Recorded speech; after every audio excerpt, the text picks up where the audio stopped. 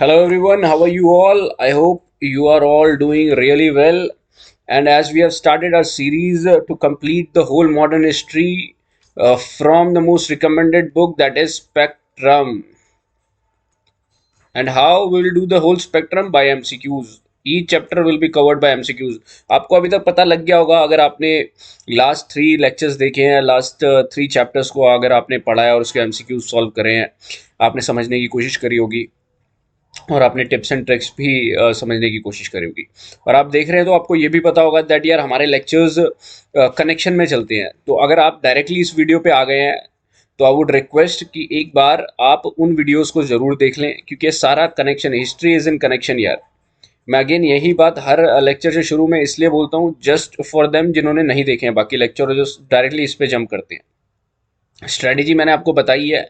अभी सारी सीरीज आ रही हैं, मॉडर्न हिस्ट्री, पॉलिटी, इन्वायरमेंट, सब सब स्टार्ट होने वाला है। तो आप उसको अपने शेड्यूल में कहीं ना कहीं डालें यार इनको, ताकि आपका रीस्ट्रेंथन हो, जो भी आपने पढ़ा है वो रीस्ट्रेंथन हो और रिटेन कर पाएँ आप लॉन्गर टाइम के लिए। और ये चैप्टर 4 आज हम देखने वाले हैं यार। Before starting the chapter I would just say कि अगर आपने सब्सक्राइब नहीं कर रखा है तो प्लीज़ सब्सक्राइब कर ले, क्योंकि ये ऐसा होता है ना यार, ये कहीं आप आखिरी में ये कंपाइलेशन नज़र आएगी आपको कुछ टाइम बाद, क्योंकि हम तो कर रहे हैं, पूरा चैप्टर्स निकाल रहे हैं, लेकिन आपको कहीं पता चला आपने देखा नहीं और लास्ट में आपके पास 25 to 30 चैप्टर्स पड़े हैं, तो आपके लिए बहुत केओस हो जाएगा, आखिरी में बर्डन हो जाएगा। तो आप सब्सक्राइब कर लेंगे, नोटिफिकेशन ऑन कर लेंगे, तो आपको वीडियोस का एक पता तो लगेगा, आपके दिमाग में आएगी ये चीज़ कि हाँ भाई अब देखना है, ये इसका शेड्यूल भी बनाना है, तो वो मिस नहीं होता। आई नो इस तैयारी में बहुत ऑलरेडी शेड्यूल टाइट रहता है और हमें शेड्यूल कहीं ना कहीं हमें याद नहीं रहती कुछ चीज़ें, तो इसलिए लिखनी भी पड़ती हैं, और इसी वजह से यार सब्सक्राइब कर लेना, right. So we'll start as chapter of number 4, that is on people's resistance against British before 1857। Before 1857 ही क्यों लिखा है? Because 1857 हम सबको पता है, आप सबने पढ़ा होगा, स्कूल कॉलेजेस कहीं ना कहीं आपने पढ़ा होगा। 1857 एक वॉर ऑफ इंडिपेंडेंस भी कुछ स्कॉलर्स कहते हैं, और यहाँ पर पहला रिवोल्ट आया था, रिवोल्ट ऑफ 1857। तो इस पे जाने से पहले क्या डायरेक्टली 1857 का रिवोल्ट हो गया था, जिसे हम बोलते हैं फर्स्ट रिवोल्ट फॉर इंडिपेंडेंस, ये डायरेक्टली हो गया था? नहीं, कुछ ना कुछ चीज़ें हुई होंगी ना। तो पीपल्स रेजिस्टेंस हम we are going to study in this lecture. Before going ahead, as usual जो हम करते हैं, एक बार क्या बोलते हैं, एक बार हम अपना लास्ट 3 लेक्चर्स पे जो हमने पढ़ा है उसको रिकैप करने की कोशिश करेंगे। Lecture 1 we saw the timeline from 1500, 1600, 1700। We saw the external factors which were on working, like we saw advent of Europeans। ये हम अलग पढ़ते हैं, हम इनसाइड का भी कुछ नहीं देख रहे थे इसमें। हमने देखा कि कैसे यूरोपियंस आते हैं and how they settle and how they establish their trade facilities, and then they how कैसे उन्होंने पॉलिटिकल एक्टिविटीज में पार्टिसिपेट किया। तो सबसे फर्स्ट हम यहाँ पर देखते हैं पोर्टुगीज को। इसमें हम देखते हैं 1498 में ये आए, और इनका रीजन सबसे पहले केरला वाला रीजन रहता है, कैलिकट, कैननौर, कोचीन, ये हमने देखा। यहाँ पर हमने बहुत इंपॉर्टेंट पोर्टुगीज के गवर्नर देखे, अल्मीड़ा, अल्बरकर्की एंड हु कूना। यहाँ पर हमने गोवा का सिग्निफिकेंस देखा, बीजापुर से गोवा ले लिया था। यहाँ पर हमने बॉम्बे को देखा एंड कोचीन से गोवा ट्रांसफर करी कैपिटल। तो पोर्टुगीज का हमने सिग्निफिकेंस देखा, कैसे इन्होंने स्टेब्लिश किया। बट पोर्टुगीज का फिर डिक्लाइन, ये सबसे पहले आए और सबसे लास्ट में गए भी 1961, जब गोवा इंडिया के उसमें ले लिया गया था, यूनियन टेरिटरी बना दिया गया था 1961। ये आपने पॉलिटिकल चैप्टर नंबर 2 या 3 में पढ़ा होगा, यूनियन एंड इट्स टेरिटरीज में, राइट। तो पोर्टुगीज का हमने देखा कैसे डिक्लाइन हुआ और कैसे इंग्लिश ने इनको कंप्लीटली हरा के रख दिया। तो 1500 से 1600 सिर्फ और सिर्फ पोर्टुगीज का पीरियड था। काफ़ी एक्सपैंड कर रहे थे, लेकिन लेटर ऑन ये डिक्लाइन करने लग गए थे एंड स्पेसिफिक गोवा तक सीमित रह गए थे यार, ये गोवा, दमन एंड दीव तक, ठीक है। Then came the power of English, European power, that is English. और ये पावर तो बाद में स्टेब्लिश करी इन्होंने। इंग्लिश आए हमारे 1605 के अराउंड, एंड 1608 में जेम्स हॉकिन आए। जेम्स हॉकिन हेक्टरशिप में आए थे। इतना हमें डिटेल की जानने की जरूरत नहीं है, लेकिन ठीक है, थोड़ा बहुत आइडिया होना चाहिए। हमने पढ़ा था कैसे इन्होंने 1613 में पहली फैक्ट्री लगाई, कहाँ पर लगाई, सूरत में। देन वी लर्न कि दैट हाउ थॉमस मुनरो ने भी कुछ फरमान्स लिए एंड कैसे इन्होंने काफ़ी सारे फरमान्स लिए थे, उसमें गोल्डन फरमान एक फेमस है इनका, जो किन्होंने दिया था, मुगल एम्परर ने नहीं, सुल्तान ऑफ गोलकंडा ने। ये अपने आप को पहले,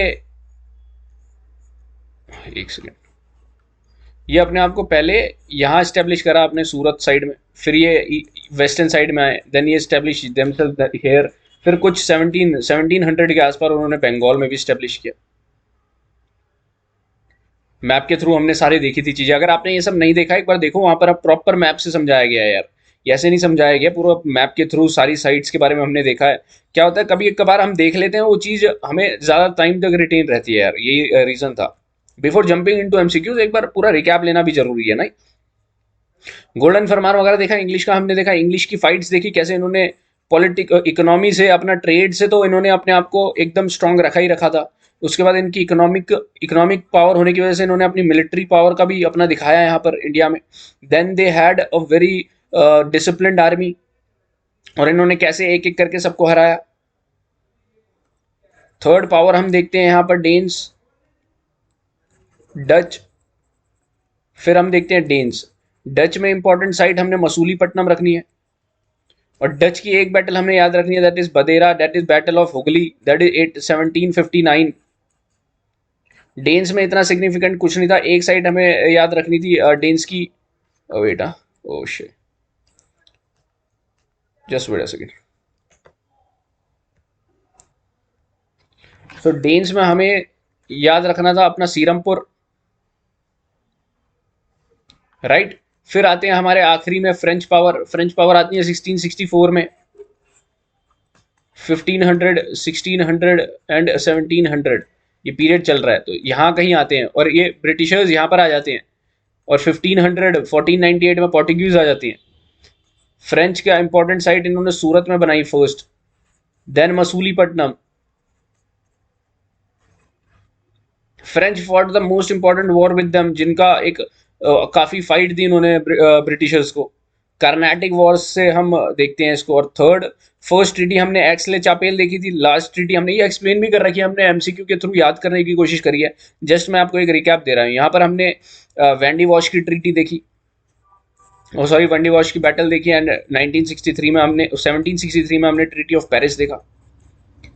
क्विक रिकैप करवाने की कोशिश कर रहा हूँ यार। तो ये तो थी इंडिया में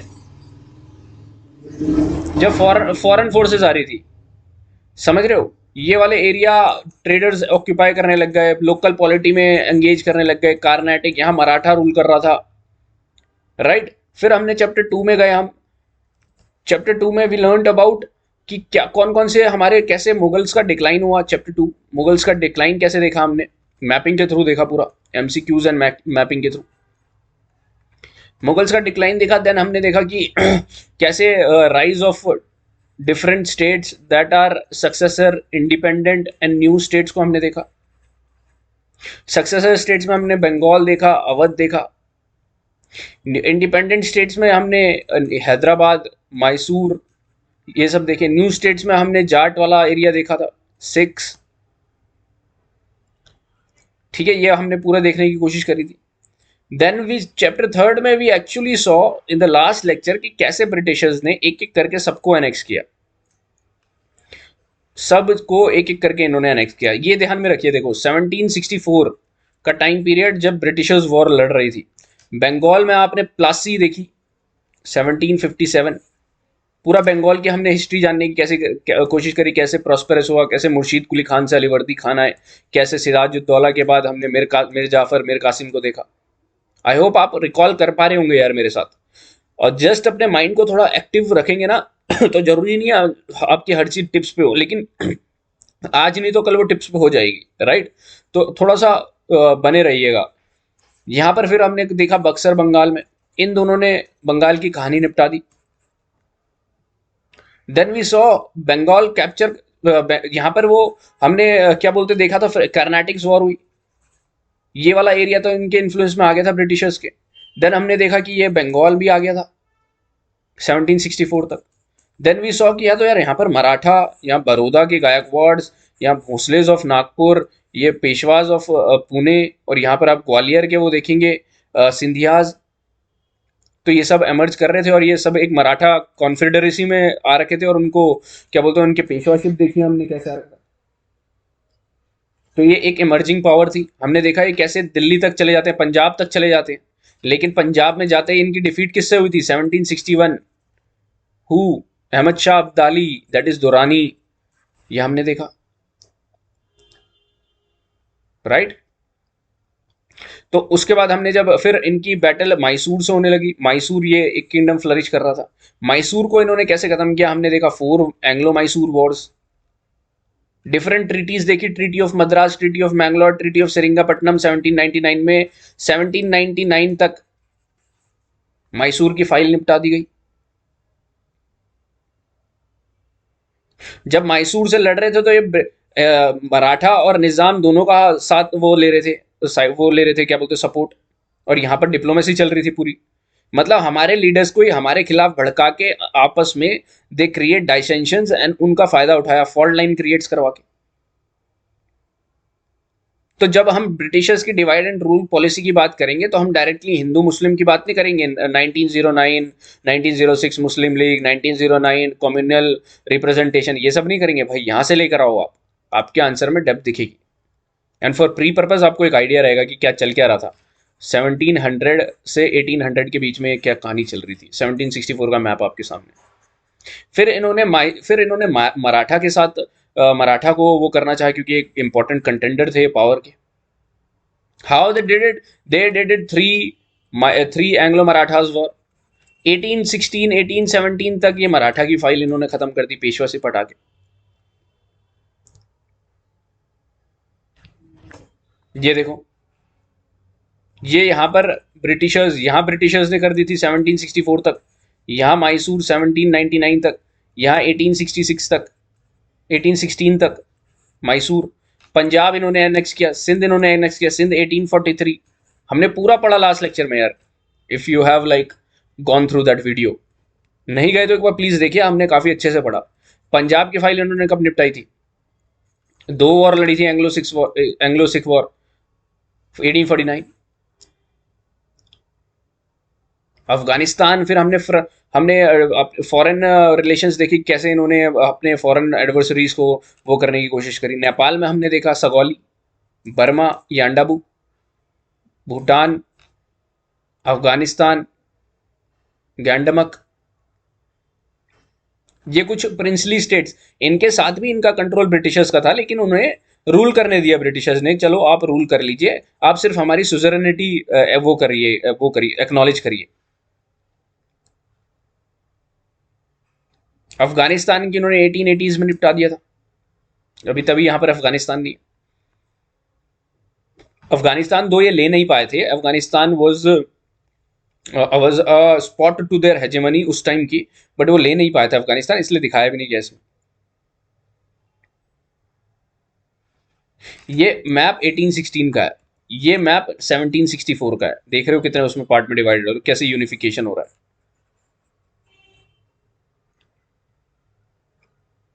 यहां तक इन्होंने कैप्चर कर लिया था पूरा। सिलोन का अलग एडमिनिस्ट्रेशन चल रहा था। I hope you are appreciating the history, कैसे ब्रिटिशर्स ने यूज किया पॉलिटिकली एंड इकोनॉमिकली, सारे फ्रंट में, मिलिटरिस्टिकली सारे फ्रंट में खेला इन्होंने। सोशली लॉज पढ़ने के लिए इन्होंने दिए, लॉज अंडरस्टैंड करो और कोडिफिकेशन करो लॉज का। हम सिविल कोड वगैरह देखते हैं और सिविल सर्विसेज देखेंगे कैसे रिफॉर्म आए। अब इसी उसमें जब ये सब चल रहा था, जब ब्रिटिश अनेक्स कर रहे थे, तो यार कुछ लोग रेजेंटमेंट तो शो करेंगे। अब यहां पर कई पॉकेट्स में रेजेंटमेंट शो करी गई। 1764 1860, यहां से यहां वाले प्रोसीजर में पीपल्स रेजिस्टेंस हुआ, अब जो हम इस चैप्टर में देखने वाले हैं। और उसका कल्मिनेशन 1857 की वॉर में हुआ, जो बहुत फेमस वॉर है, first war of independence, revolt of 1857। लेकिन उससे पहले, आने से पहले पीपल्स रेजिस्टेंस हमें देखना पड़ेगा। और किस फॉर्म में हुआ पीपल्स रेजिस्टेंस? अगर आप सिविल बंदे हो तो सिविल फॉर्म में हुआ, सिविलियंस, जमींदार, आप कुछ क्या बोलते हैं बाकी ग्रीवेंसेज हो, जिनको जो रूलर्स रूल कर रहे होंगे उनको डिपोज किया, उनके ग्रीवांसेस, जमींदार, प्रिंसेस, प्रिंसली रूलर्स और लोकल राजास जो होते हैं जिनको उन्होंने हटा दिया था, जिनकी लैंड उन्होंने खींच ली थी। वी विल सी पीजेंट्स, भाई सबसे ज्यादा इन्होंने जो जमींदारी रिफॉर्म्स और परमानेंट सेटलमेंट एंड रेयतवारी सिस्टम के जो ऑपरेशन जिन्हें झेलना पड़ा वो पीसेंट्स ही थे। तो इन्होंने अपना एग्रेशन शो किया। इनके ग्रीवांसेस अलग हैं, इनके ग्रीवांसेस अलग हैं। आप देख रहे हो, they are not connected by the feeling that someone is हमारी पूरी टेरिटरी में कोई एक्सेस कर रहा है। उनकी ये फीलिंग नहीं थी कि इंडिया को कोई हड़पने की कोशिश कर रहा है। उनकी ये फीलिंग नहीं थी, उनकी ये फीलिंग थी कि भाई मेरी लैंड ले ली तो मैं अगेंस्ट हूँ ब्रिटिशर्स के। प्रिंस कह रहा है मेरे को निकाल दिया, मैं अगेंस्ट हूँ। तो इनके रीजन अलग अलग है। They were not connected by the nationalist feeling जो हम लेटर ऑन 1900 के पीरियड में देखेंगे, 1885 जब नेशनल कांग्रेस बनता थी। उनके ग्रीवांसेस अलग थे। They want to fight foreign rule, कि हमारी कंट्री में फॉरेन रूल हम नहीं सहेंगे। यहाँ पर दे जस्ट वांटेड कि मेरा ये छीन लिया और मेरा ये कर दिया। पीजेंट वाज सेइंग कि भाई इतना सारा ऑपरेशन, इतना ऑपरेशन मतलब वो दबाव, और कितना क्या बोलते हैं रेंट इनको इतना पे करना पड़ता था। तो पीजेंट तो हमेशा से एंशियंट हिस्ट्री से देखेंगे आप, सबसे ज्यादा जो झेलते थे वो पीजेंट झेलते थे। आज की डेट में भी हमारे 85% फार्मर्स मार्जिनल एंड स्मॉल है। Then we will see then we will see civil के फॉर्म में आया, पीजेंट्स के फॉर्म में आया। देन विल सी मिलिट्री के फॉर्म में आता है। मिलिट्री कैसे जो काम कर रहे होते हैं एज अ मिलिट्री पर्सनल जो होते हैं, नेटिव इन्फेंट्री वगैरह देखेंगे, वही रिवोल्ट कर देते हैं इनके अगेंस्ट। तो इन तीन फॉर्म में हम आज का रिवोल्ट देखने वाले हैं। पीपल्स रेजिस्टेंस हम देखेंगे 3 फॉर्म्स में। We have seen civil, peasant and military. Civil and peasant एक साइड रखो यार आप, एक हम मिस कर रहे हैं, ट्राइबल। तो इसमें पीजेंट भी इंक्लूड हो जाएंगे जिनकी लैंड गई है। ट्राइबल हम देखेंगे, ट्राइबल पॉकेट्स में क्या कर रहे थे। ट्राइबल वाले एरियाज में, जैसे उड़ीसा, यहाँ पर भी हम देखेंगे ट्राइबल एरियाज। बंगाल साइड में भी ट्राइबल एरियाज देखेंगे। इनका लाइवलीहुड तो आज भी लैंड और फॉरेस्ट से ही चलता है। तो इनके फॉरेस्ट एरिया ले रहे थे बाय डिफरेंट एक्ट्स इन्होंने फॉरेस्ट के लगाए, और इनको टिम्बर वगैरह कंस्ट्रक्शन के लिए जो भी चाहिए था, तो लैंड पे इनके राइट छीन लिए थे इन्होंने। तो ट्राइबल्स ने अपनी काफी रिजेंटमेंट दिखाई। तो ये सारा का सारा हम एमसीक्यू की फॉर्म में देखने वाले हैं यार। मैं एक आपको दिखाना चाह रहा था हम क्या करने वाले हैं पूरे लेक्चर में, और एक दिमाग में अगर अंडरस्टैंडिंग बन के रहेगी ना, तो हम बेसिकली समझ पाएंगे कि क्या होगा, ताकि हम एमसीक्यूज को कनेक्ट कर पाए। तो हम अगर टाइमलाइन देखें, हम पहुंच गए हैं 1500 से, हमने शुरू किया था, हमने 1600 देखा, 1700 देखा, 1800 आज देखेंगे हम, और 1857 तक देखेंगे हम, मतलब 1857 से पहले पहले। यहाँ रिवोल्ट शुरू हो जाता है। जब रिवोल्ट यहाँ पर क्यों नहीं हो रहे थे, यहाँ पर हो रहे थे लेकिन वो इतने बड़े इंपैक्ट पे नहीं थे। थोड़ी बहुत चीजें थी, उनके ग्रीवांस रिड्रेसल के लिए राजा महाराजा थे कि अरे यार आपको दिक्कत होगी, ओके कोई बात नहीं मैं सॉल्व कर देता हूँ। यहाँ लोगों के बारे में सोचा जा रहा था, लेकिन ब्रिटिशर्स ने कभी लोगों के बारे में नहीं सोचा। इन्होंने सिर्फ और सिर्फ अपना कमर्शियल इंटरेस्ट देखा है। उस कमर्शियल इंटरेस्ट को पूरा करने के लिए इन्होंने मिलिट्री और अदर इकोनॉमिक चीज़ों का एक वो करा है, यूज़ किया है। तो तभी यहाँ पर 1700 टू 1800 के अराउंड में रेजिस्टेंस देखने को मिली। तभी कोई भी अगर रेजिस्टेंस की बात होगी, तो अगर टाइम पीरियड यहाँ का हो तो उसे डायरेक्ट वो कर देना कैंसिल, कि ये तो हो ही नहीं सकता। 3 ऑप्शन है, 3 ऑप्शन में एक टाइम दे रखा है कि 1540 में कोई बहुत बड़ा रिवोल्ट हुआ था, तो आप उसे डायरेक्टली नेगेटिव भी कर सकते हैं यार, मतलब एक लगभग, समझ रहे हो। दिस इज कॉल्ड कि आप कैलकुलेटिव गेसिंग कर रहे हैं, क्योंकि यूपीएससी तो डायरेक्ट ऐसे देने नहीं वाला ना। तो हमें अपने दिमाग को ऐसे पूरा वो करना है यार कि कब क्या हुआ होगा। तो 1700 टू 1800 में रेजिस्टेंस हुआ। तो यहाँ पर आप जितने भी रिवोल्ट देखोगे, तो उनका टाइम पीरियड आप इसी पीरियड का देखोगे या 1800 का देखोगे। और 1857 में तो रिवोल्ट फॉर इंडिपेंडेंस और फर्स्ट वॉर फॉर इंडिपेंडेंस, अलग अलग स्कॉलर्स ने अलग अलग नाम दिए, right. So let's start. First question यार, wait a second. Consider the following about factors responsible for people's resentment and uprisings against the company rule. Company rule के against क्या था people का uprising? Extension of revenue administration over tribal lands, बताया मैंने। इससे क्या हुआ, ट्राइबल पीपल आए तो ट्राइबल अपराइजिंग्स हुई different parts of the country. heavy duties on Indian industries, especially export duties. Correct, export duties में अगर इन्होंने बढ़ा दिए थे तो हमारे एक्सपोर्ट प्रोडक्ट मार्केट वो थे ही नहीं फ्रेंडली, मतलब मार्केट में कॉम्पिटिटिव थे ही नहीं, मार्केट से आउट हो गए थे वो, तो जैसे एक्सपोर्ट ड्यूटी लगाया गया, क्यों लेगा कोई। Destruction of indigenous industry, handicrafts जो हमारा इतना पॉपुलर था एंशियंट इंडिया से, उसको पूरा डिस्ट्रॉय किया गया, टैक्सेस लगा के अपने खुद के प्रोडक्ट यहाँ पर सस्ते बेच के यहाँ पर उन्होंने पूरा डिस्ट्रॉय किया। Forceful migration of workers from industry to agriculture, forceful migration of workers from industry to agriculture, ये कैसे हुआ। अब जो हमारे आर्टिसंस थे, हैंडीक्राफ्ट वर्कर्स थे, इनकी छोटी छोटी इंडस्ट्रीज हुआ करती थी, अब यही चलना बंद हो गई, इनका अनएम्प्लॉयमेंट हुआ, ये वापस गांव गए, एग्रीकल्चर में गए, तो एग्रीकल्चराइजेशन हो रहा था उस टाइम पे, समझ रहे हो। एक इकोनॉमी अगर डेवलप होती है तो एग्रीकल्चर घटता है, एग्रीकल्चर में शेयर जो होता है, एग्रीकल्चर नहीं घटता, एग्रीकल्चर में जो पॉपुलेशन काम कर रही होती है वो घटता है, क्योंकि मैकेनाइजेशन होती है, बहुत सारी चीजें वर्क कर रही होती हैं, लेकिन यहाँ हमारा बढ़ रहा था एग्रीकल्चराइजेशन। तो इस कौन सा which of the following are correct देखना है आपने आप यहाँ पर। आई होप आप वही वैसे ही कर रहे होंगे जैसे हम करने की कोशिश करते हैं, कि आप पॉज करते हो, एक बार अटेम्प्ट करने की कोशिश करते हो, देन आप एक बार अंडरस्टैंडिंग लेते हो कि क्या इसके थ्रू हमने पढ़ना था। तो डी इसका आंसर होगा।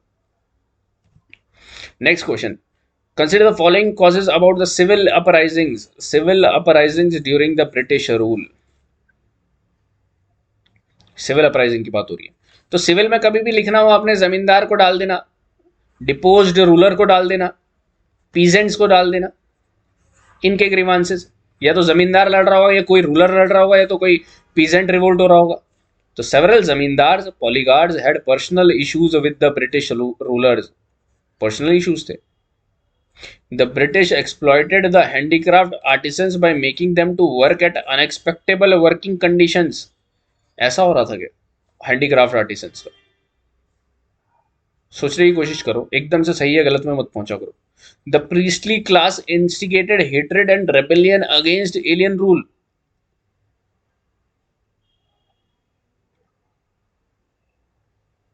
Priestly class instigated hatred and rebellion against alien rule करवा रहे थे। क्यों प्रीस्टली क्लास को क्या दिक्कत हो रही थी, क्योंकि मिशनरीज भी आ रहे थे ब्रिटिशर्स के साथ, क्रिश्चियनिटी में कन्वर्ट कर रहे थे देवर।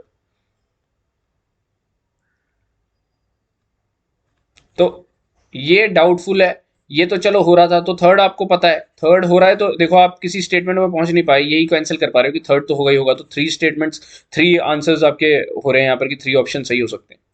आपको टू में डाउट है, लेकिन फिर आपको इसलिए टू पता होना चाहिए कि ये अनएक्सपेक्टेबल वर्किंग कंडीशन में नहीं, ये तो लेटर ऑन जब इंडस्ट्रीज आई इंडिया में 1850s के अराउंड जब आई, तब हुआ था, जब तब ये कर रहे थे, उससे पहले तो इंडस्ट्रीज ही नहीं थी।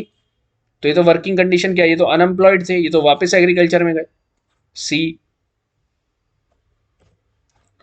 अब हम सबसे पहला रिवोल्ट देखते हैं, सन्यासी revolt, peasant revolt. Warren Hastings का टाइम पीरियड आपको पता होना चाहिए, 1773 टू 1784। यहां पर आप पॉलिटी में या फिर यहां पर हिस्ट्री में आगे भी पढ़ेंगे कि यहां पर चार्टर एक्ट पास हुआ, 70 रेगुलेटिंग एक्ट पास हुआ 1773 का, ये वही थे महाशय Warren Hastings. Warren Hasting could not subdue it, hence he ended up resigning from his position. Warren Hasting subdue नहीं कर पाया, इतना बड़ा जिसने सबको सबड्यू करवा दिया, वो एक सन्यासी रिवोल्ट को सबड्यू नहीं कर पा रहा, तो थोड़ा एब्सर्ड स्टेटमेंट है, राइट, ऐसे आपने सोचना है। मजनूम शाह, चिराग अली, मूसा शाह, भवानी पाठक वर एसोसिएटेड विद इट। इसके साथ एक और नाम याद रख लो, देवी चौधरानी भी एसोसिएटेड थी। भवानी पाठक, वुमन को देख रहे हो आप, कब से एसोसिएटेड है वुमन, वुमन का रोल देख रहे हैं आप। Bankim Chandra novel, Devi Chaudhurani was based on this revolt. तो यार ये पहली स्टेटमेंट तो मेरे को काफी अब्सर्ड लग रही है, तो वन को गलत करने की कोशिश करता हूँ। वन यहाँ पर है, नहीं हो सकता, यहाँ पर है, नहीं हो सकता। Wow, we have reached to our answer. और यूपीएससी ऐसे ऑप्शंस डालता है। अगर मेरे को इतना डीप में भी नहीं पता था और एग्जाम वाले दिन याद भी ना रहे, तो मेरे को हल्का बहुत आइडिया रहना चाहिए कि सन्यासी रिवोल्ट के रिलेटेड हमें थोड़ा बहुत आइडिया रहना चाहिए। अब मैं थोड़ा आपको सन्यासी रिवोल्ट के बारे में बताता हूँ। सो सन्यासी रिवोल्ट आपको समझना है, थोड़ी एक आइडिया बना के रखिए आप। तो सन्यासी रिवोल्ट में 1763, तो एक टाइमलाइन हम जो देख रहे थे 1750 से 1800 के बीच में, हम देखेंगे कि यहाँ पर 1763 से रिवोल्ट चालू हुए, सन्यासी रिवोल्ट। अब सन्यासी रिवोल्ट का रीजन देखने के लिए आपको सबसे पहले पता होना चाहिए, बंगाल के रीजन में ये चल रहा था सन्यासी रिवोल्ट। बंगाल, बिहार, उड़ीसा, आज जो बांग्लादेश है वहाँ पर भी इंक्लूडेड थे पहले बंगाल। सन्यासी रिवोल्ट आए थे 1770 में, फेमाइन हो गया था। हमने देखा कैसे ब्रिटिशर्स ने 1764 से डुअल रूल शुरू किया था। कोई, nobody was listening to the people's grievances, every one was, मतलब एवरी वन क्या, ब्रिटिशर्स अपने कमर्शियल इंटरेस्ट में लगा था, एक्सप्लॉइट कर रहा था खूब। तो 1770 में फेमाइन आ गए, खूब डेथ हुई, ऑपरेशन हुआ काफ़ी। तो यहाँ पर सन्यासी पीजेंट्स जो थे उनको बड़ी प्रॉब्लम हुई, उन्होंने रिवोल्ट करना शुरू कर दिया, और इनके रिवोल्ट का सप्रेस किया वॉरेन हेसिंग ने। इनकी कंडीशन को देखते हुए बंकिम चंद्र चट्टोपाध्याय या चैटर्जी, उन्होंने आनंद मठ लिखी। आनंद मठ आपने सुना होगा। उन्होंने देवी चौधरानी लिखी। उन्होंने हाईलाइट किया कि कैसे फीमेल का रोल था उस टाइम पे, वुमेन रोल था एलियन रूल को लेके पहले से ही। 19, ये देखो, एलियन रूल के लिए, इन्वायरमेंट के लिए भी वुमन कितनी वो थी, जो हम पढ़ते हैं 1970s के अराउंड में, जो आप देखोगे चिपको मूवमेंट। तो वुमेन हमेशा पार्टिसिपेट करती रही हैं। आपने अर्ली ऋग्वेदिक पीरियड देखा होगा, ऋग्वेदिक पीरियड भी जिसे बोलते हैं, वहां पर सभा और समिति थी, वहां पर वुमेन बहुत इंपॉर्टेंट रोल प्ले करती थी। लेकिन धीरे धीरे ग्रेजुअली वुमेन को सिर्फ 4 कमरों के अंदर कन्फाइन कर दिया गया। आज वो फिर से चेंज हो रहा है। We should appreciate the change and we should accelerate the change too. All right, तो ये सन्यासी हमने देख लिया। मैं दोबारा आऊंगा सन्यासी पे और हम दोबारा पढ़ेंगे। अगर आपको मेरे पढ़ाने का मेथड पता है तो हम कुछ भी चीज छोड़ते नहीं है एक बार पढ़ के। Consider the following statements about the revolt of Moa Marias. कहाँ के हैं मोआ मारियाज, अभी देखते हैं। Revolt of Moa Marias in 1769 was a potent challenge to the authority of Ahom kings of Assam। ऐसा क्या? Moa Marias were the high caste peasants. High caste को कभी दिक्कत हो सकती है किसी चीज से उस टाइम पे? आप जब देख रहे हो कि इंडिया का सोशल स्ट्रक्चर ही हायरार्की बेस्ड था, 4 वर्न, तो हाई कास्ट थे, हो गए, वो सोचने वाली बात है। Followed the teachings of Aniruddha Dev. ये सही है, अनिरुद्ध देव की टीचिंग्स फॉलो करते थे ये लोग, लेकिन वो हाई कास्ट थे या नहीं थे वो देखना है। British help was sought to crush the revolt of Mao Marias by home rulers. British help ली गई थी crush the revolt of Mao Marias. तो आपको पता है, दो गलत है यार, हाई कास्ट कैसे हो सकते हैं? आपको डाउट हुआ, आपको पता भी है सपोज ही कुछ, तो सेकंड आपने रॉन्ग किया। तो सेकंड यहाँ पर भी है, यहाँ पर भी है, यहाँ पर भी है। We are left with 1 and 3। See the importance of having knowledge is, आपको काम आएगी कोई एक ना एक स्टेटमेंट कैंसिल करने में। सपोज आपको कोई दो इतने ढंग से पता भी नहीं है तो दैट मीन्स ये दोनों सही है। एंड मोआ मारियाज को आप याद रखना है 1769 के राउंड में शुरू हुआ। हम एक टाइमलाइन देख रहे हैं अभी 1750 से 1800। यहाँ पर हमने सन्यासी को शुरू होते हुए देखा बंगाल रीजन में। बंगाल रीजन में सन्यासी चल रहा है। यहाँ पर छोटे मोटे रिवोल्ट क्या चल रहे हैं, माओ मारियाज के चल रहे हैं। यहाँ बंगाल में अपना सन्यासी रिवोल्ट चल रहा है। अभी आप देखेंगे और भी रिवोल्ट चलते हैं, लेकिन ये इतने बड़े रिवोल्ट नहीं होते, लोकल रहते हैं, इन्हें सप्रेस कर दिया जाता है। सपोज उस टाइम में इंटरनेट वगैरह होता तो कितने अच्छे से कनेक्टिविटी बना लेते ये लोग यार, कुछ साल में ही ब्रिटिशर्स निकल लेते, राइट। खैर, हमें उन सब चीज़ों में नहीं जाना कि क्या हो सकता था और क्या नहीं हो सकता था। हम पहले ये फैक्ट्स ढंग से जान ले तो वही बहुत है। 84, 84 क्वेश्चन नंबर, जो हम सीरीज चल रही है हमारी 400+ क्वेश्चंस ऐसे करके हमने जो सीरीज बना रखी है वो उसी कंटिन्यूएशन में है। तो चैप्टर 1, 2, 3 में हमने जितने क्वेश्चंस देखे वो कंटिन्यूएशन में है, ठीक है। आप ये मत सोचिएगा 84 कहाँ पर पहुंच गए। Damodar Singh and Jagannath Dhal were associated with the uprisings in Palamu. ये पलामू अपराइजिंग्स की बात हो रही है। दो बंदों के नाम यहाँ पर आए हैं, Damodar Singh and Jagannath Dhal. Bhukkan Singh an Ahom chief rose in rebellion in the uprising in Palamu. ये देख रहे हो, अहोम चीफ है लेकिन rose in rebellion in the uprising in Palamu. Colonel Jones from the British side was associated with the Palamu uprisings. अब देखो यार, ये चैप्टर काफी आपको लंबा पड़ा होगा, जब आपने पढ़ा होगा कि यार कितनी सारी चीजें कैसे याद रखें। आप कुछ मत करो, जो एमसीक्यूज में जितनी डिटेल है उतना ही ध्यान में रखो, जितना मैं पढ़ा रहा हूँ उतना ही ध्यान में रखोगे। More than enough, I am telling you, more than enough. आपको स्पेक्ट्रम की ये पूरे रिवोल्ट याद करने की जरूरत नहीं है, A to Z आप कर लेते हैं तो बहुत बढ़िया यार। I can't defy the possibility of learning this, but थोड़ा प्रैक्टिकलिटी में चलेंगे तो थोड़ा कम होगा वो, राइट। तो ये क्वेश्चन सॉल्व करने की देखिए, करेक्ट पूछा, करेक्ट पूछा, आपको करेक्ट पे जाना है। आप ये देखिए, दो नाम आपने कहीं सुने हैं क्या? तो आपने दो नाम सिर्फ और सिर्फ एक अपराइजिंग से याद रखना है, दैट इज मिडनापुर एंड ढालवम। ये अपराइजिंग हुई थी, ये दो नाम दामोदर सिंह, आपके किसी दोस्त का नाम भी होगा उससे याद रखिए, दामोदर सिंह एंड जगन्नाथ ढल, ये दोनों इससे रिलेटेड है। They were not related with the uprisings in Palamu, please keep this in mind. So Palamu से रिलेटेड कौन था? तो अब पलामू से रिलेटेड थे हमारे भुक्कान सिंह। और ये स्टेटमेंट तो हम वैसे भी कैंसिल कर देते हैं, दैट अहोम चीफ है एंड पलामू में कैसे वो अपराइजिंग कर रहा है, तो ये तो वैसे भी गलत हो जाता है। लेकिन भुक्कान सिंह थे कौन फिर? ये अपना पलामू से रिलेटेड है, पलामू अपराइजिंग से related, but he was not an Ahom chief, he was a Chero chief, Chero chief, Chero. तो टू गलत है, टू गलत, टू गलत, करेक्ट पूछा है, ये हो सकता है, ये भी हो सकता है, क्योंकि दो तो गलत ही है। फर्स्ट भी गलत है तो ये हो सकता है, इसके चांसेस बढ़ गए। फर्स्ट गलत है तो ये गलत, थर्ड नहीं भी पता तो आंसर तक पहुंच गए। So colonel James from the British side was associated with the Palamu uprisings, ये सही है। इसको सप्रेस करने के लिए भुक्कान सिंह ने, बट यहाँ ऑप्शन में नहीं है, थर्ड ओनली, थ्री ओनली, तो इसलिए हमारा यहाँ आंसर ही हुआ। भुक्कान सिंह को सप्रेस करने के लिए कर्नल जोन्स आए थे। Clear? Consider the following about poligars revolt. अब सॉरी, आपको मैंने एक चीज नहीं बताई अभी, चलो मैं नेक्स्ट उसमें बताता हूँ आपको।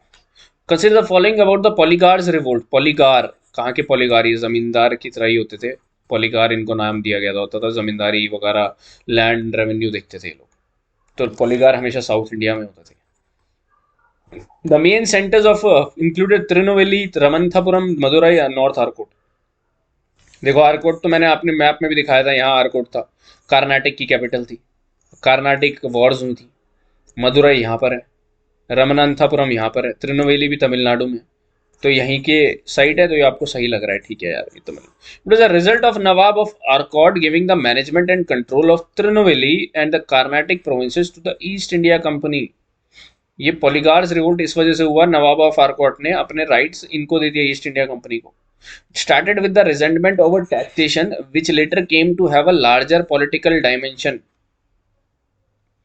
पहले टैक्सेशन के ऊपर रिजेंटमेंट दिखाई कि हाई टैक्सेशन तो हर जगह था, तो रिजेंटमेंट कहीं ना कहीं थी, लेकिन वो फिर पॉलिटिकल टर्मोइल में कन्वर्ट हो गया। हमें क्या ढूंढना है, कौन सी स्टेटमेंट करेक्ट है? तो आप फर्स्ट में कंफर्म हो गया यार, फर्स्ट तो है ही है, राइट, राइट। तो फिर आपको फर्स्ट पता है, तो ये हो सकता है, ये हो सकता है, ये नहीं हो सकता, तो मतलब 75% आपने, 25%, अब 75% बचाएगी आपको यार, ये तीन ऑप्शन बचे हैं। तो आपको अब क्या करना है, नेक्स्ट स्टेटमेंट देखो, it was a result of Nawab of, तो पॉलीगार रिवोल्ट, पॉलीगार ने जो रिवोल्ट किया, कारण उसका यही था, सेकंड वाला। तो ये सही स्टेटमेंट कि भाई नवाब ऑफ आर्कॉट ने मैनेजमेंट ऑफ कंट्रोल तिरुनेलवेली का दे दिया था ब्रिटिशर्स को, ईस्ट इंडिया कंपनी को। तो ये रीजन में पॉलीगार्स जो थे वहां के, जिनके पास सिग्निफिकेंट पावर रहती थी पहले, वो रिवोल्ट में आए। तो टू आपका सही है, तो ये दोनों ऑप्शन रह गए, ये भी नहीं होगा। तो पहले टैक्सेशन में रिजेंटमेंट थी, उसके बाद लार्जर पॉलिटिकल डायमेंशन इसलिए बन गया क्योंकि then EIC Britisher company versus poligars में एनिमीज की तरह देखने लग गए, पॉलीगार्स को टारगेट करने लग गए EIC। तो तीनों सही है, राइट। आगे चलते हैं। Consider the following statement with respect to Diwan Veluthampi's revolt. Diwan थे Veluthampi's revolt. The area was deeply resentful of Wellesley's subsidiary alliance arrangement in 1805। Wellesley का सब्सिडरी अलायंस।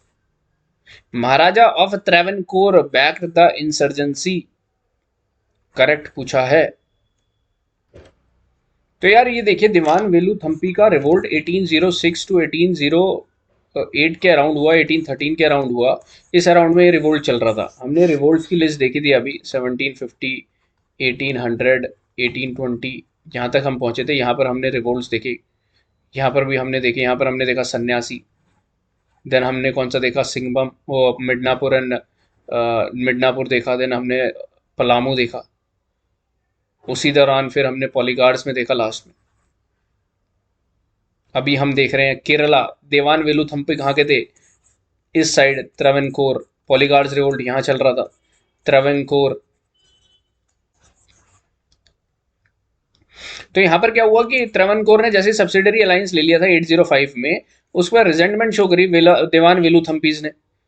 तो बिल्कुल सही बात है, महाराजा ऑफ त्रवनकोर बैक द इंसर्जेंसी, अगर ये कर देते तो क्या होता, मतलब ये तो हमारी इंडिया की वो बहुत ही यही अलग बात थी कि यार हमारी फैमिली में ही डिस्प्यूट थे उस टाइम पे, हमारे रीजन में ही डिस्प्यूटेड थे, एक राजा दूसरे राजा से लाइक देवर ईगोइस्टिक थे सारे के सारे। तो इन्होंने सपोर्ट नहीं किया पूरा इंसर्जेंसी को, ब्रिटिशर्स का सपोर्ट ज़्यादा किया। ये यहाँ पर थोड़ा देख के है ना, सेकंड गलत है, वन सही है।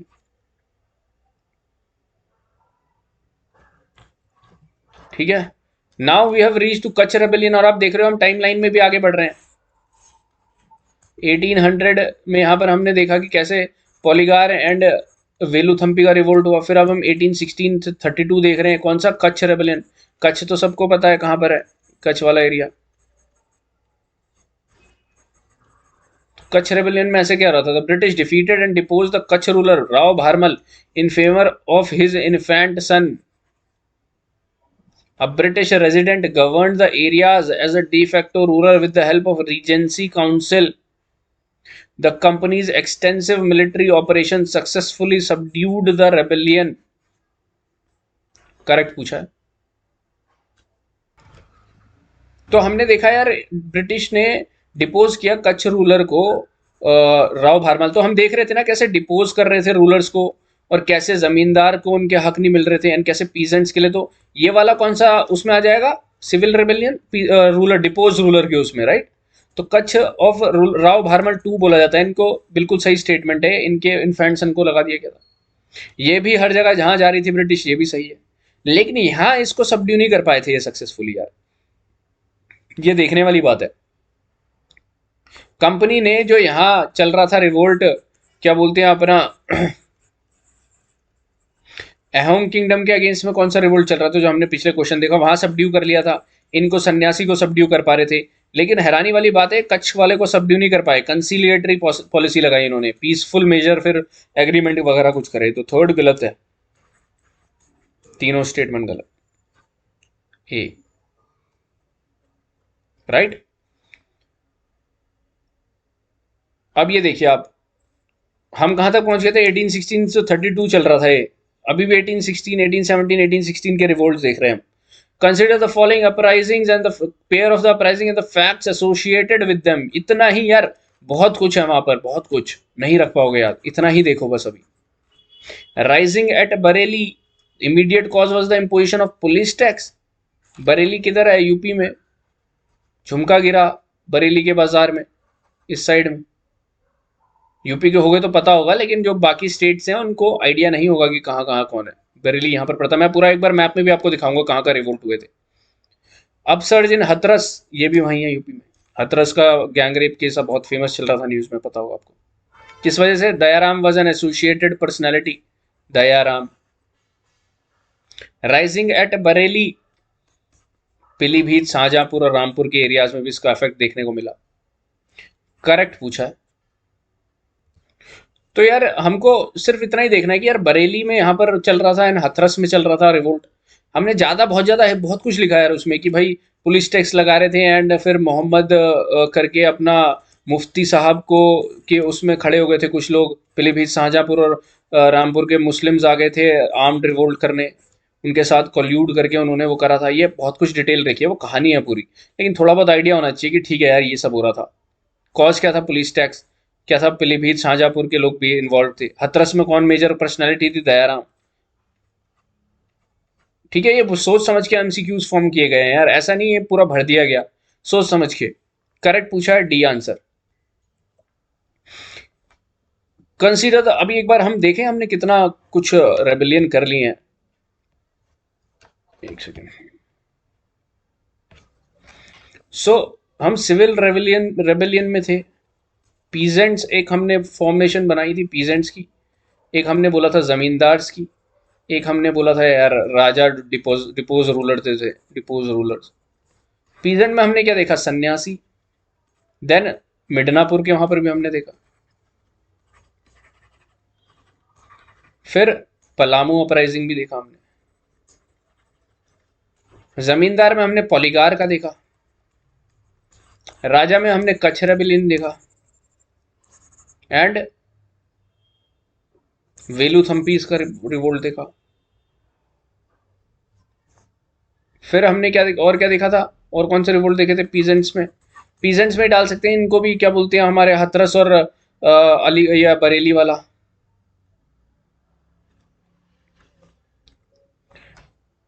ठीक है, तो हमने एक टाइमलाइन के अकॉर्डिंग भी देखा, सॉरी, टाइमलाइन में भी हमने देखने की कोशिश करी। 1700 और 1750s, यहाँ 1760s में अपना सन्यासी रिवोल्ट हो गया था। एंड साइड बाय साइड एक और रिवोल्ट चल रहा था हमारा, कौन सा, मिडनापुर रिवोल्ट, पलामू अपराइजिंग। ये 1700 1770s तक चल रहा था।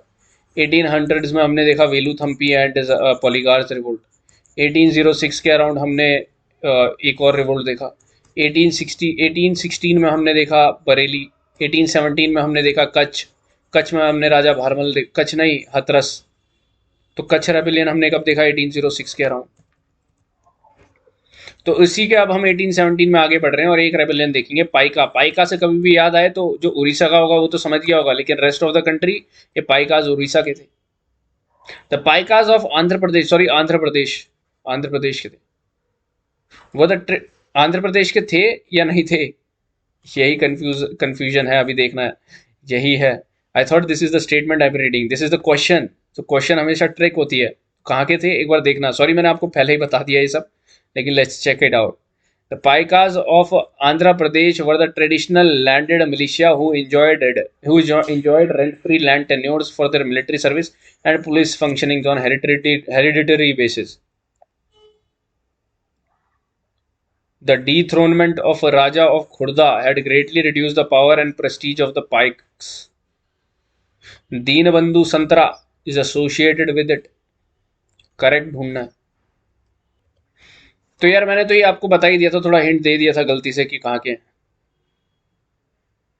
तो आपने पहली स्टेटमेंट रॉन्ग कर दी होगी। तो 1 1 1, वाओ, 2 and 3 आर राइट। सो आपको समझना पड़ेगा यार, पाइकास जो थे ना वो उड़ीसा के थे। अभी मैं मैप पे भी दिखाऊंगा आपको, उड़ीसा के थे। एंड उनका ये बिल्कुल सही था, were the traditional landed militia. पहले के टाइम में छोटे छोटे मिलिशियाज होते थे, इनको किंग डिप्लॉय कर लेता था जब भी चाहिए होती थी इनकी जरूरत। उनका रेंट फ्री लैंड टेन्योर्स, लेकिन इनको बाद में मिल नहीं पा रहा था, क्यों, डीथ्रोनमेंट हुआ था राजा ऑफ खुर्दा का। खुर्दा भी एक जगह है वहां पर उड़ीसा में। दीनबंधु संतरा एसोसिएटेड थे इसके। और विद्याधर भी एक आप नाम सुना होगा, विद्याधर एंड दीनबंधु संतरा, ये भी रिलेटेड थे उनके। ठीक है,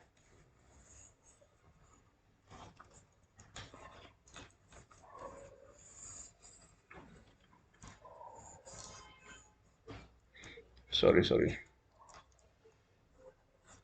ठीक है, तो हमने उड़ीसा हमारा यहाँ पर है, पाइकास यहाँ पर है, बंगाल में सन्यासी, पलामू झारखंड, ये एरियाज रिवोल्ट के चल रहे हैं 1700 के अराउंड। ये तो हमने 1817 में देखा है। 1816 में कौन सा रिवोल्ट था, यहाँ बरेली के आसपास, बरेली, हाथरस, कच्छ 1806। ये 1790s 1800s में वेलुथम्पी एंड हमारा पॉलीगार रिवोल्ट। यहाँ हमारा अहोम में एक और रिवोल्ट चल रहा था। यहाँ भुक्कान सिंह किससे रिलेटेड थे, पलामू। विद्याधर पाइका, संतराजी पाइका, भारमल कच्छ, ये तो नाम वहीं के हैं, वेस्टर्न इंडिया।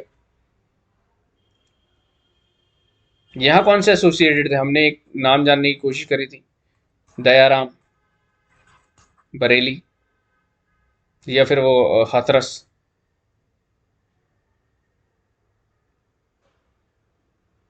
राइट, आगे बढ़ते हैं। वघेरा राइजिंग, अब वघेरा में आ जाओ, Vadra Vadra Vadra. Rising of 1818 to 1820 was a result, 1820 तक पहुंच रहे, was a result of the exaction of Gaekwad of Baroda, Baroda Gujarat में आज की डेट में, यहाँ साइड में, supported by the British government. Gomdhar Konwar, Dhananjay Bonga, Bono, sorry यार अगर मैं नाम नहीं ले पा रहा हूँ, I am really sorry, but Bongo, हाँ जो भी इनकी प्रोनाउंसिएशन हो, I am really sorry for that. आप अगर वहाँ के हो तो डोंट जस्ट फील कि ढंग से नहीं बोल रहे। जयराम खगरिया फुक्कान, भुक्कान कहाँ के थे, और ये फुक्कान है, थोड़ा सा बच के, Bhukkan was from Palamu Jharkhand, related to home revolt, एक होम रिवोल्ट की बात हो रही है 1828। तो ये तो नाम तो आपको असमीज ही लग रहे हैं ना, तो बिल्कुल सही है ये statement. The company decided to follow a conciliatory policy to subdue the Ahom revolt and handed Upper Assam to Maharaja Purandar Singh Narendra. Correct ढूंढना दोस्तों। तो ये तीनों स्टेटमेंट सही है यार, डी इसका आंसर होगा। वगैरह अपराइजिंग याद रखिए आप। इसके पहले हमने कौन सी अपराइजिंग देखी थी, पाइका, उससे पहले यूपी में बरेली हाथरस, उससे पहले कच्छ, वेलुथम्पी, सन्यासी वगैरह देखी फिर हमने। अब हम दो रिवोल्ट देख रहे हैं 1820s में वगैरह, 1828 में अहोम रिवोल्ट। बिल्कुल सही रीजन है, कंसिलेटरी पॉलिसी फॉलो करनी पड़ी थी, और कच्छ में भी कंसिलेटरी पॉलिसी फॉलो करनी पड़ी थी ब्रिटिशर्स को। कहीं कंसिलिएशन से, जहां बात नहीं बन रही, जहां आप दबा रहे हो तो वहां पर दबा के एकदम ऑपरेशन के साथ, ऑपरेशन। ब्रिटिशर ने साम दाम दंड भेद, everything they used to convert India into a complete British colony. Let's move ahead now. We'll see the 91st question. Consider the following statements about the Surat salt agitations.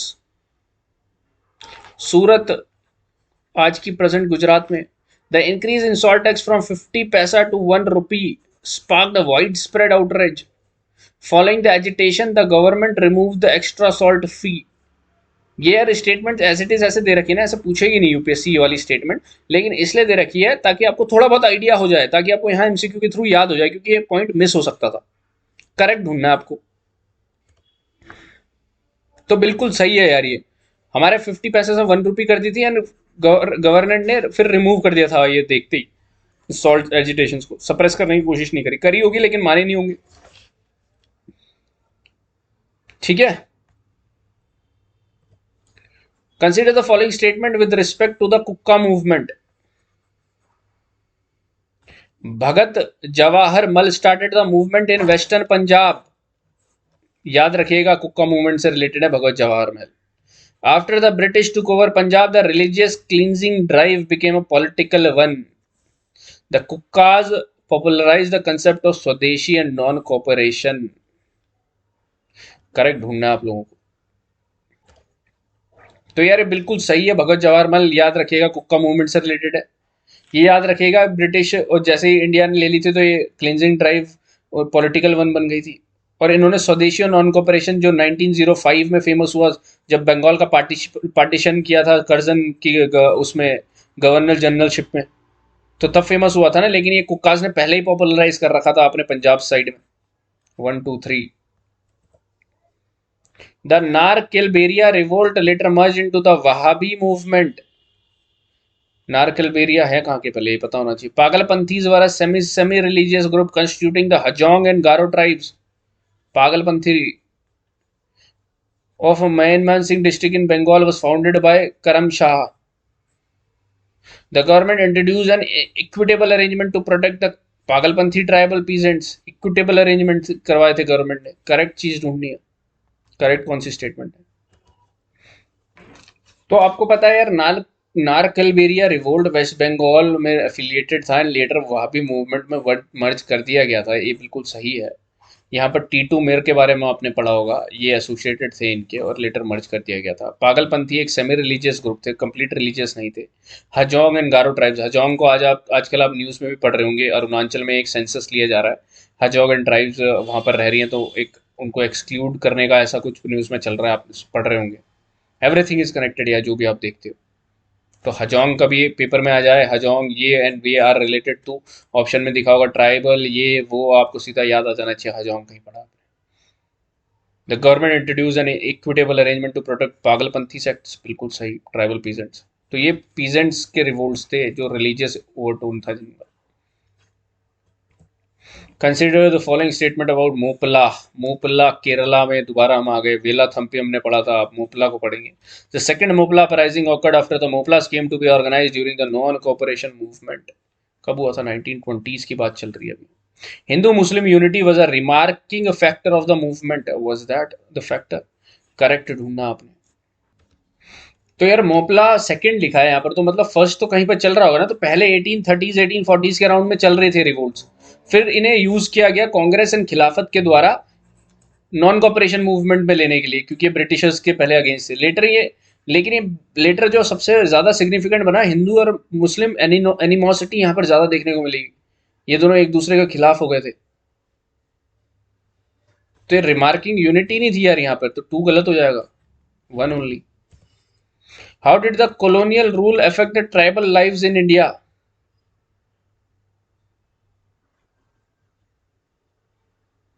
Tribal lives कैसे affected? Tribal chief lost the influence they formerly had among their people as a result of the repressive British policies. Indigenous peoples embraced the practice of jhum cultivation.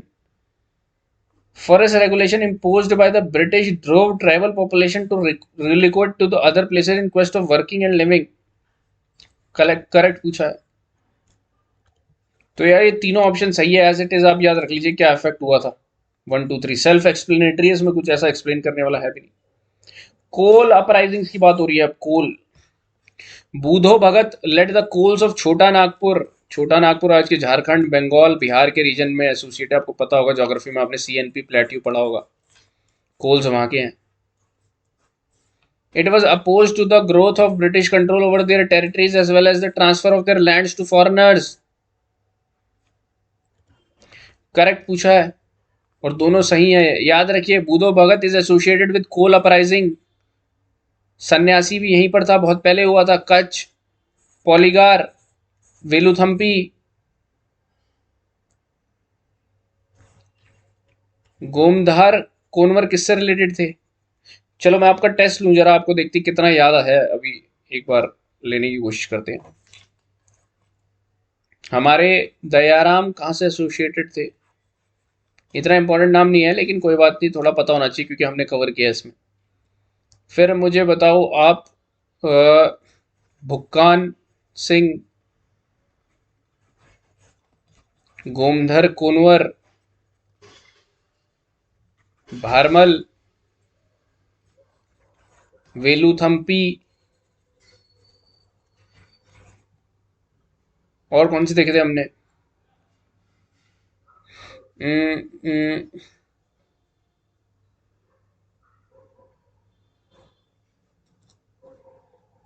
उम, ये बताओ आप मेरे को, क्या बोलते हैं, विद्याधर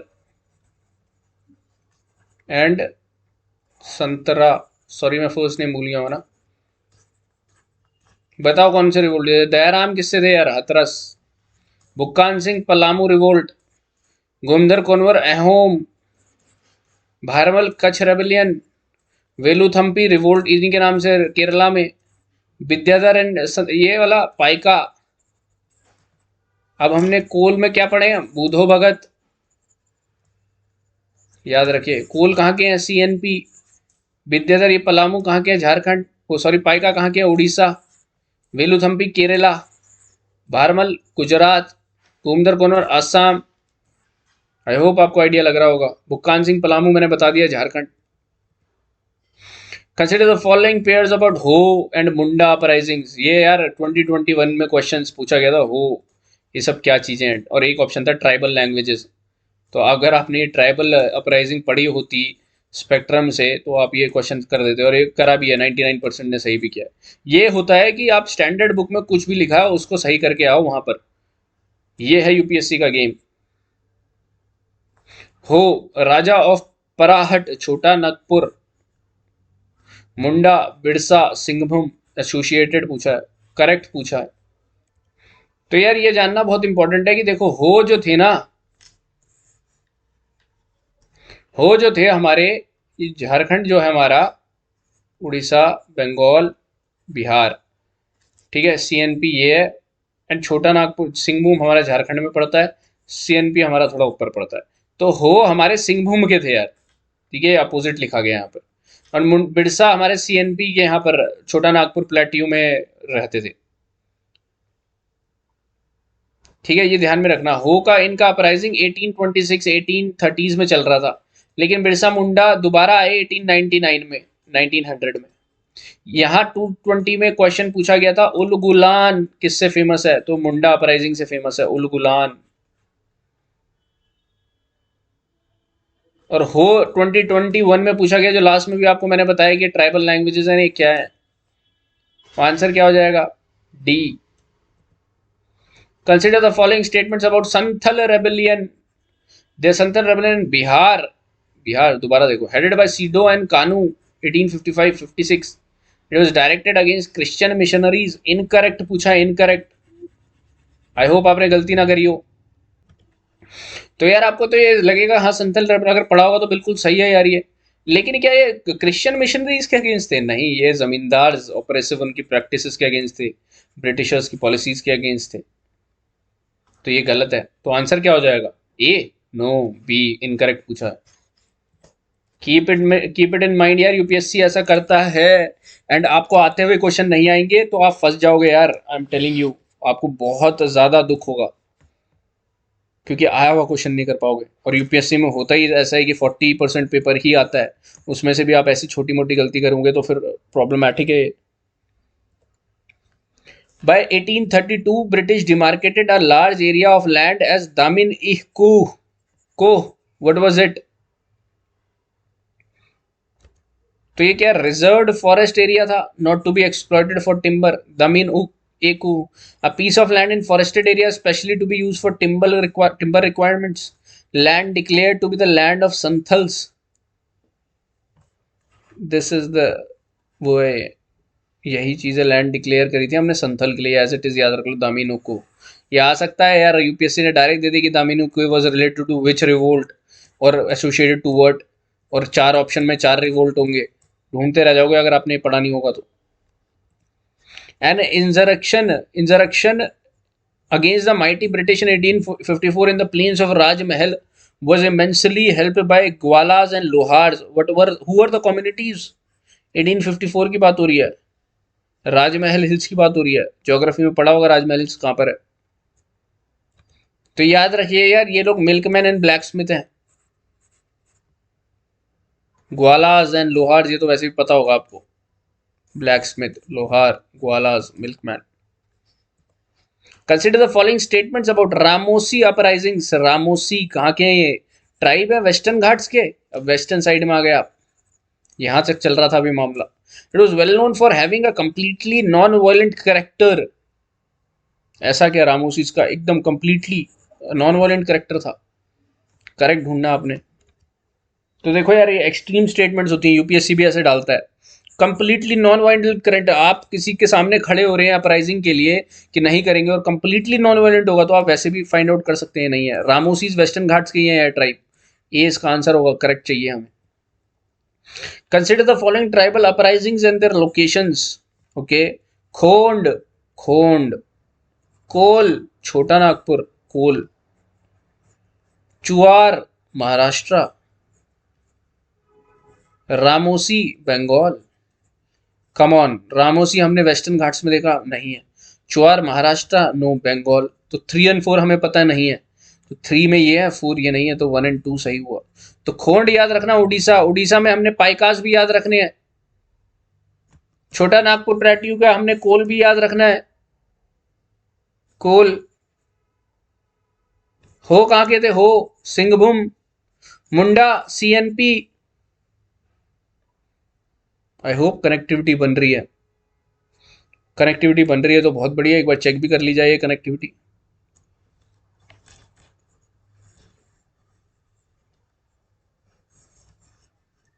चलो मेरे को बताओ आप, कोल कहाँ के थे, ये एरिया सीएनपी का है, कोल सीएनपी के हैं, मुंडा सीएनपी, सिंहभूम हो, रामोसी ये वाला area, Chuar Bengal side,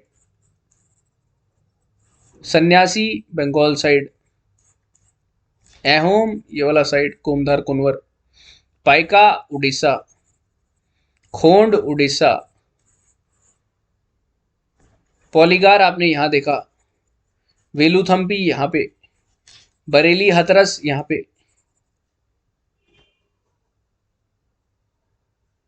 Titu मिर्ज and वो वाला फराजी वाला जो देखा था हमने वो भी यहीं पर बंगाल साइड में। पॉकेट्स आप देख रहे हैं यहाँ प्राइसिंग चल रही हैं। ओवरऑल पीरियड 1750 से 1850 1840 तक यहाँ प्राइसिंग हो रही है पॉकेट्स, छोटे छोटे पॉकेट्स में। तो आप क्या, हम अगर यहाँ पर हम किसी तरीके से इनको एक धागे में बांधते, जो 1885 में आईएनसी ने काम किया मोबिलाइज करने का, 1905 में हमारा बंगाल मूवमेंट हुआ, 1919 में हमारा स्वदेशी वो नॉन कॉपरेशन, तो ये सब काम क्या कर रहे थे, ये इकट्ठा करने का काम कर रहे थे, पूरे सूत्रधार में बांध रहे थे, एक उसमें बांध रहे थे, नेशनलिज्म के लिए वो कर रहे थे। यहाँ इनकी रीजंस अलग, कॉजेज अलग। अगर कोई एक बंदा यहाँ पर ऐसा राइज करता जो इन सब को कनेक्ट करने की वो रखता, विजन रखता, तो मैं बता रहा हूँ 1885 या फिर 1900 तो हमें आज़ादी मिल जाती अगर ऐसा होता तो, हो सकता था, राइट। देखो थोड़ा बहुत आपको ऐसा सोचना पड़ेगा, क्योंकि मेंस में क्वेश्चंस ऐसे ही आते हैं कि अगर गांधी ना होते तो क्या हुआ होता, इंडिया का फ्रीडम स्ट्रगल कैसा होता, लिखो 150 शब्दों में। I hope you all are understanding, right? Which of the following statement are correct? Chuar uprising was in parts of Telangana. Chuar अभी हमने पढ़ा कहां पर थे। Anand Math novel is based on Sanyasi rebellion, बिल्कुल सही। Veluthampi was a peasant leader in Kerala, बिल्कुल सही। तो चुआर पार्ट तेलंगाना के पार्ट्स में थे।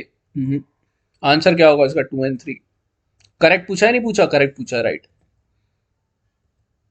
Which among the following can be considered to be the reasons for various sporadic military uprisings that took place before the Great Revolt of 1857? Social, religious, economic discontent among the sepoys, refusal of the government to attend the tribals' demand for autonomy over forest areas, ये tribal का reason होना चाहिए था। Religious objection of the high caste Hindu sepoys to Lord Canning's General Service Enlistment Act 1856. Which of the following are correct? तो यार मैंने ये बताया, ये तो ट्राइबल एरियाज का दिख रहा है, तो ये रीजन तो नहीं हो सकता, 2 नहीं हो सकता, तो 3 ऑप्शन में 2 है, गलत। सी तक हम पहुंच गए, तो ये रीजंस थे। Religious objection of the high caste Hindu sipahis to Lord Canning general service enlistment act, and social religious economic discontent था सिपाहीज के। हम तो जो रिवोल्ट ऑफ 87 भी शुरू किया था वो भी सिपाहीज ने ही शुरू किया था, मद्रास वो अपनी मेरठ इन्फेंट्री से शुरू हुआ था। Consider the following mutinies which broke out during the pre-1857 period. Revolt of, अब इनका तुम्हें वो देखना है कि वो क्या था, तो आपको पता होना चाहिए वेलोर 1806 में सबसे पहले आई थी, तो हम 2 को सबसे पहले देखेंगे। क्रोनोलॉजिकल ऑर्डर 2 कहां पर है, ये देखो 2 3 ऑप्शन में है, ठीक है। तो आपको अब आगे का भी पता होना चाहिए कौन कहां पर है, कब कौन कब हुए थे। तो यार इसका ध्यान में रखो कि शोलापुर कब हुआ था, एक इसका ध्यान में रखो, एक इसका ध्यान में रखो। 35 शोलापुर 1835 में हुआ, ये 24 में हुआ, 1824 में। इतना ध्यान रखने की जरूरत नहीं है, 1825 कर सकते हो। 1806 फिर 3 आएगा, सॉरी ये 1835 के अराउंड में हुआ,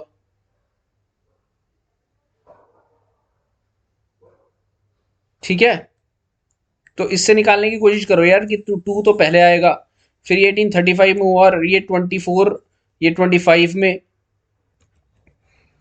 तो आप ये ध्यान में रखो 47, आप ग्रेनेडियर कंपनी का ध्यान में रखो, 24 में हुआ, 25 में हुआ है, तो दैट मीन्स 1 पहले आएगा एंड 3 उसके बाद में आएगा, क्योंकि ये 35 में हुआ होता है।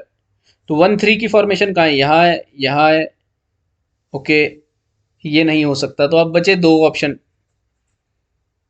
तो आप एक काम करो, आप इसका भी ध्यान में रखो यार, फिर तो 47 नेटिव इन्फेंट्री का 1824 4 यहाँ पर आएगा ये, सॉरी हाँ 4 की पोजीशन यहाँ पर होनी है, 413, 413 की पोजीशन ये है, तो इसका आंसर बी हो जाएगा। ठीक है। During the first 100 years of British rule in India, they faced a series of Indian rebellions. Consider the following assertions regarding the nature of these rebellions. They were typically led by deposed Rajas, Nawabs, and other once powerful. बात करी थी हमने राजा, assertion regarding nature of those deposed Rajas ने करी थी, nawabs और other ones जो powerful depots मतलब जिनको निकाल दिया गया था. They were unexpected and sudden. They were mostly reactions to the fast changes made by the British in the economy, administration and land revenue system. Correct पूछा है तो बिल्कुल सही है, डी इनके आंसर होंगे, तीनों सही हैं. तो आई होप हमको एक आइडिया हमें मिला है हमने क्या किया है.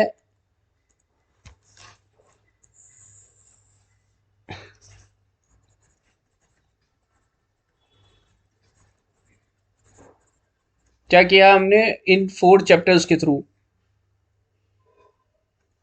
एक क्विक रिकैप लेने की कोशिश करेंगे. On the eve of British conquest, expansion and consolidation of Britishers,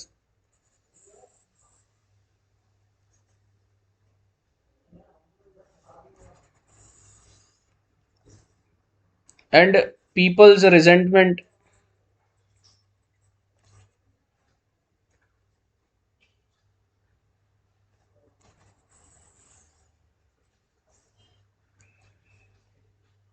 मैं आपको एक आइडिया लगाने की कोशिश कर रहा हूं यार, देखो देने की कोशिश कर रहा हूं. हमारे यहाँ पर 1500 में कहानी शुरू हुई थी, यूरोपियंस आए 1600 तक रूल किया. यहाँ पर ब्रिटिशर्स आए, काफ़ी सारी वॉर्स करी, फैक्ट्रीज लगाई.